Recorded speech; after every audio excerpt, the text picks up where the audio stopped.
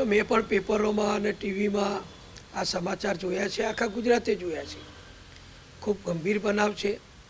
સરકાર દ્વારા પણ ખૂબ ગંભીરતાથી આ બનાવને ધ્યાન ઉપર લઈ અને આદિવાસી સમાજમાં કોઈ ખોટો અસંતોષ ઊભો ના થાય, આદિવાસીઓને કોઈ ખોટી લાગણી ઊભી ના થાય એ માટે પ્રેમથી સમજાવી અને પ્રયત્નો કરી અને આખા પ્રશ્નનો ઉકેલ કરવા માટે સરકાર પ્રયત્ન કરી રહી હશે એવું મારું માનવું છે.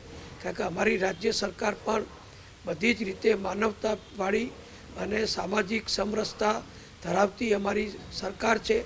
મુખ્યમંત્રી ભૂપેન્દ્રભાઈ પણ જેમ આપણે બધા કહીએ છીએ મૃદુ અને મક્કમ મુખ્યમંત્રી છે. એટલે એ પણ ખૂબ મૃદુતાથી પણ કાયદો અને વ્યવસ્થા પણ જળવાઈ રહે એ રીતે આ પ્રશ્નનું નિરાકરણ કરે એવું અમે બધા અપેક્ષા રાખીએ છીએ.